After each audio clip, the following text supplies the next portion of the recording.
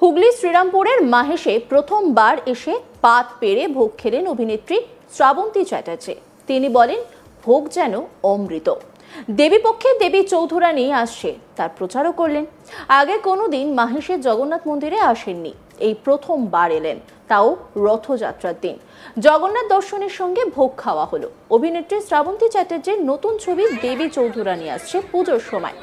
বঙ্কিমচন্দ্র চট্টোপাধ্যায়ের কালজয়ী উপন্যাস অবলম্বনে এই সিনেমায় দেবী চৌধুরানীর নাম ভূমিকায় অভিনয় করছেন শ্রাবন্তী। ভবানী ঠাকুর হচ্ছেন প্রসেনজিৎ। শ্রাবন্তী তার সহ অভিনেত্রী বিবৃতি চ্যাটার্জিকে নিয়ে মাহেশের মন্দিরে আসেন।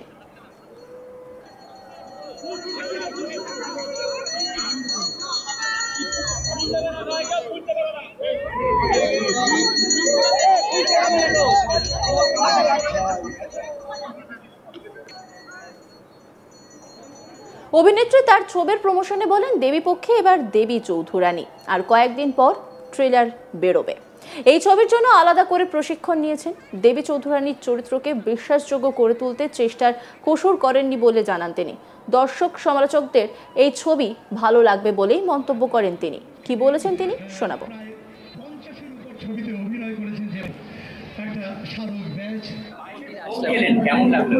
মানে ভোগ যেমন হয়, ভগবানের দৃষ্টি থাকে তাতে, তো অমৃত।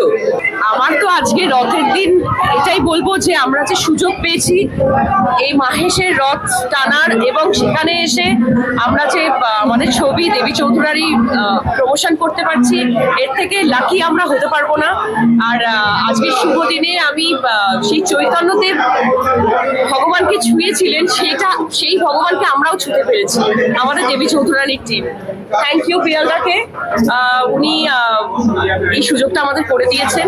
আর এটাই বলবো যে পুজোতে আসছে দেবী চৌধুরানী, এবার দেবী পক্ষে দেবী চৌধুরানী, সবাইকে হ্যাঁ অনেক নাম শুনেছি মাহেশের রথের, মানে ছোটবেলা থেকে বাবা মার মুখে শুনেছি। সত্যি বলছি, এই প্রথমবার আসতে পেরেছি। বলে না, সঠিক প্রত্যেকটা জিনিসের সঠিক সময় সঠিক জিনিসটাই হয়, সেটাই হলো। খুব ভালো লাগছে। আর মানে এখনো আমি মনে হচ্ছে স্বপ্ন দেখছি। না, এর আগে কোনোদিনও আসা হয়নি, এই প্রথমবার মাহেশের মন্দিরে আসলাম।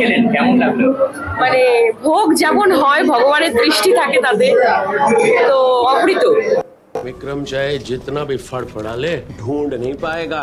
Dad, please don't do this.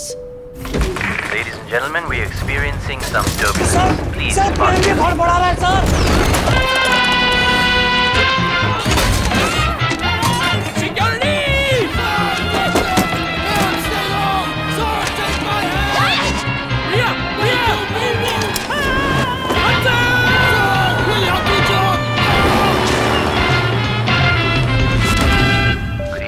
This is your captain speaking. Just sit back and enjoy the flight. कैसा लगा मेरा स्टंट? एक हिंट तो देते।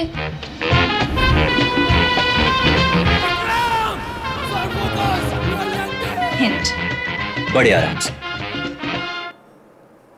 শ্রাবন্তী আরো বলেন, এর আগে রবীন্দ্রনাথের লেখার উপর অনেক সিরিয়াল করেছেন, তবে সাহিত্য নির্ভর ছবিতে এই প্রথম অভিনয় করছেন। তিনি অভিনেত্রী, তাই কমার্শিয়াল বা সাহিত্য নির্ভর সিনেমা যাই হোক সেখানে মানিয়ে নিতে পারেন।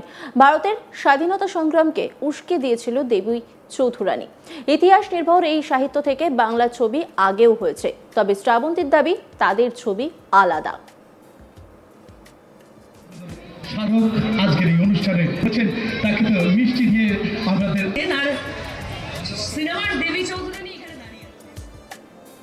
কি বলেছেন শ্রাবন্তী চ্যাটার্জি শুনবো। শিগগিরই ট্রেলার বেরোবে। এই ছবিটি বঙ্কিমচন্দ্র চট্টোপাধ্যায়ের উপন্যাস অবলম্বনে তৈরি। তো আমার জীবনের একটা বিশাল, কি বলবো, একটা মাইলস্টোন হতে চলেছে। আর খুবই এক্সাইটেড। আমাদের এডিটেড প্রোডাকশন, মানে যে প্রডিউসার আছেন তাদেরকে, অপর্ণাদি, অনিরুদ্ধদা আর সৌম্যজিৎদাকে আমি ধন্যবাদ জানাতে চাই। আর শুভ্রজিৎদা আমাদের ছবি ডিরেক্টর, তারা যে আমাকে কনসিডার করেছেন অ্যাজ দেবী চৌধুরানী, তার জন্য অনেক অনেক ধন্যবাদ। আর বলবো যে পুজোতে একটা বড় কিছুই হতে চলেছে, এইবার দেবী পক্ষে দেবী চৌধুরানী। আর এত মানুষের ভালোবাসা, এইটা কতটা প্রাপ্তি? এটাই তো বলে না, আমি তো ব্লেসড। আমি মনে করি যে খুবই ব্লেসড। এই ভালোবাসাটা তো কোনো চাওয়া নেই, কোনো পাওয়া নেই। হ্যাঁ, চাওয়াটা কি, ভালো ভালো ছবি আমাদের তরফ থেকে চায়। তো এই ভালোবাসাটা আমার কাছে মানে সব থেকে শ্রেয়।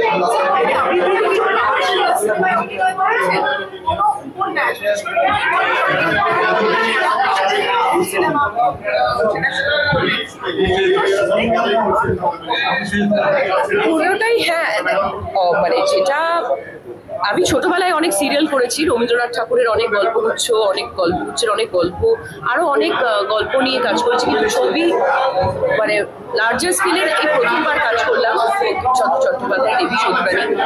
অবশ্যই পার্থক্য তো অনেক আছে, কারণ এটা ঐতিহাসিক একটা চরিত্র, অনেক কিছু মেনটেন করে, অনেক কিছু দিকগুলো আমাদেরকে ভালো করে দেখে এই সবগুলো করতে হয়। অনুষ্ঠানে ছিলেন হুগলি চুঁচুড়া মিউনিসিপ্যালিটির কাউন্সিলর ইন্দ্রজিৎ দত্ত। তিনি কি বলছেন শুনব।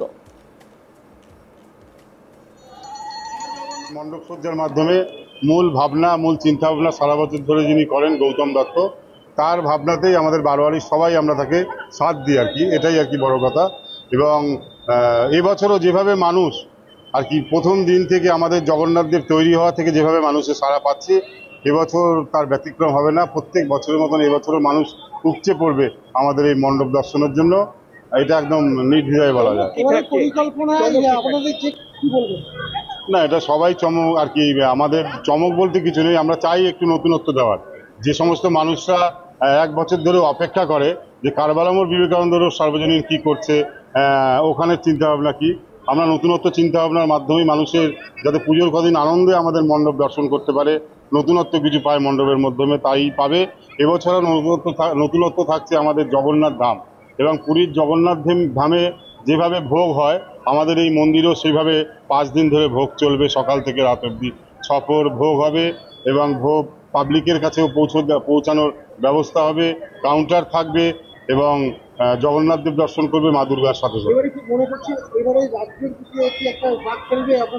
আমরা পরপর 12 বছর পশ্চিমবঙ্গ সরকারের আর কি জেলার যেটা সেরা পুরস্কার নির্বাচিত, তাতে আমরা পরপর 12 বছর পেয়েছি, এবছরও পাবো।